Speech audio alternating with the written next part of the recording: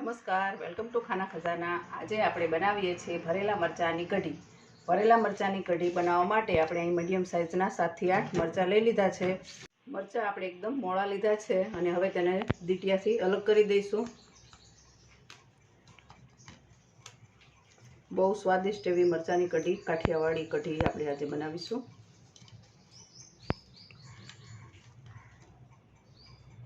હવે આ રીતે આપણે મરચાંના બી તો મોળા જ છે, પણ તેમાં મસાલો ભરવા માટે આપણે તેને ખાલી કરવો પડશે, એટલે આપણે તે બી હટાવી લઈશું।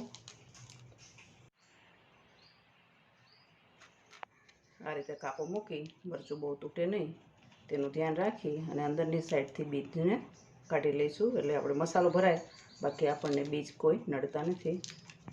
આ રીતે આપણે બધા જ મરચાં કરી લઈશું। બધા જ મરચાંના બી આપણે કાઢી લીધા છે। હવે આપણે ચણાનો લોટ શેકી લઈએ। અહીં આપણે ટોટલ 4 ટેબલસ્પૂન જેટલો ચણાનો લોટ લઈશું। ચણાનો લોટ જો તમે શેકીને બનાવશો તો બહુ જ તેનો સ્વાદ એકદમ કઢી આપણી સ્વાદિષ્ટ લાગશે।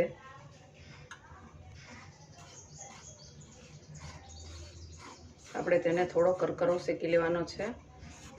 સુગંધ થોડી આવવા લાગે ત્યાં સુધી આપણે તેને રોસ્ટ કરી લઈશું। બહુ જ સરસ સ્વાદિષ્ટ એવો પછી મસાલો તેનો તૈયાર થઈ જશે।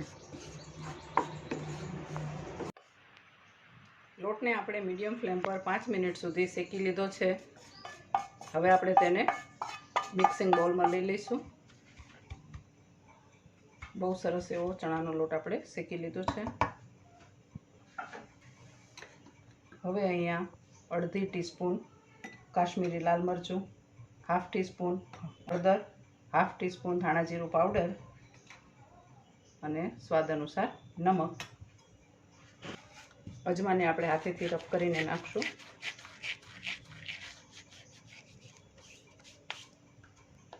એક ચપટી હિંગ,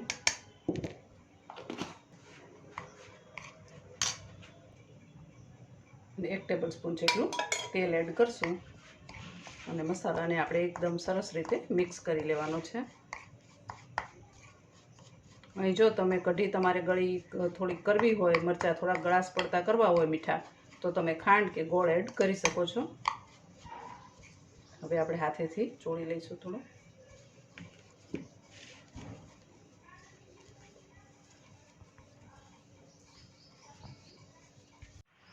આપણે મસાલાને આ રીતે અંગૂઠા અને આંગળીથી ચોળીને આવી રીતે કરી લેવાનો છે, જેથી એકદમ આપણો મસાલો મિક્સ થઈ જાય, થોડો કંઈ તેનો સ્વાદ અલગ ન રહે। હવે આપણે તેમાં લીલા ધાણા એડ કરીશું થોડા,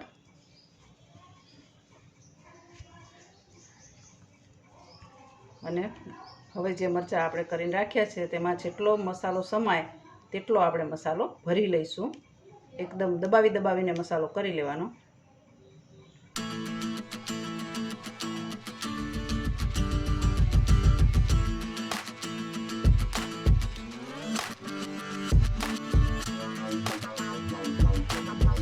હવે અહીં આપણે મીડિયમ ફ્લેમ પર ગેસ ચાલુ કરી દીધો છે। તેમાં 3 ટેબલસ્પૂન જેટલું આપણે તેલ એડ કરવાનું છે। તેલ થવા આવે એટલે આપણે તેમાં રાઈ નાખશું થોડી, 7-8 આપણે મેથી દાણા નાખશું। મેથી દાણાનો સ્વાદ કઢીમાં સારો લાગે છે। અને થોડું આપણે એડ કરશું જીરું, 1 ચપટી જેટલી હિંગ। આટલું એડ થઈ ગયા પછી હવે આપણે મરચાંને તેમાં સાંતળી લેવાના છે થોડા।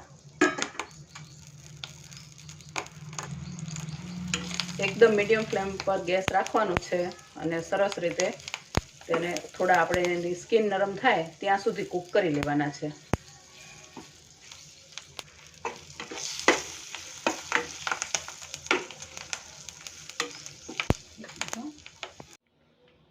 હવે આપણે 2 થી 3 મિનિટ માટે તેને કૂક કરી લેશું। આપણે જે બંધ કરી દીધું છે ઢાંકણ, તેની વરાળમાં જ તે સરસ રીતે કૂક થઈ જશે। હવે આપણે કઢી બનાવવાની તૈયારી કરી લઈએ। હવે આપણી પાસે જે મરચાં ભરતા જે મસાલો બચી ગયો છે, આપણે તેનો ઉપયોગ કરી લઈએ છીએ।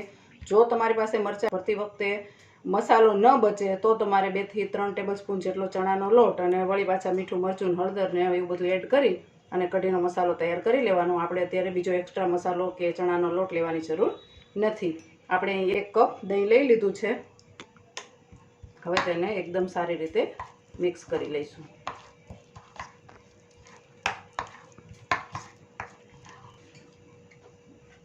1 કપ દહીં હતું એટલે આપણે 3 કપ પાણી એડ કરીશું.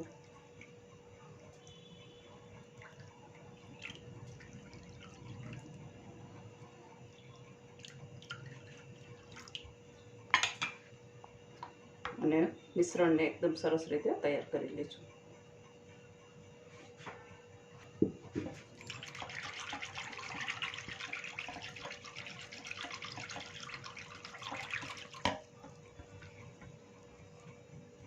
આ રીતનું આપણે કઢી માટેનું બેટર તૈયાર કરી લેવાનું છે.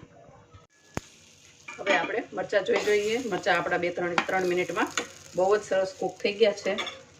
હવે આપણે કઢીનું મિશ્રણ તેમાં એડ કરી દઈશું.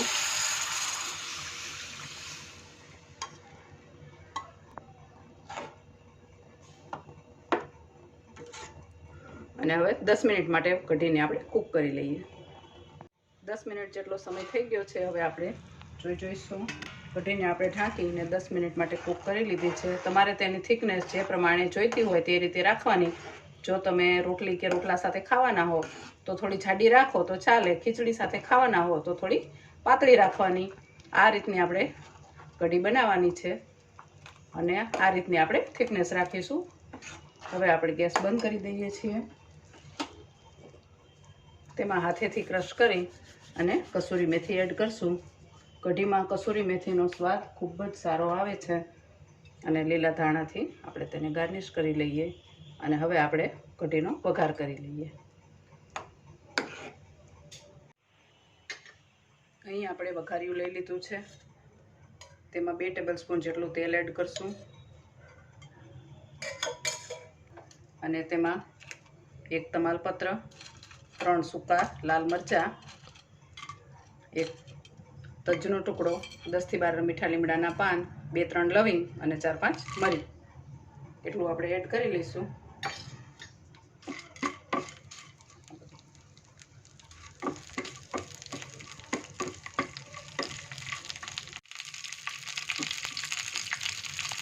વઘાર આપણો થઈ જાય પછી આપણે ગેસ બંધ કરી દઈશું.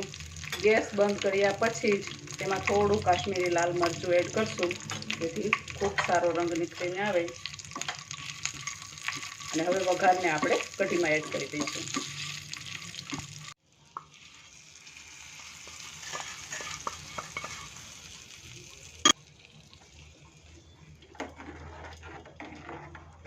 તો તૈયાર છે આપણી સરસ મજાની કાઠિયાવાડી મરચાંની કઢી. હવે આપણે કઢીને સર્વ કરી લઈએ.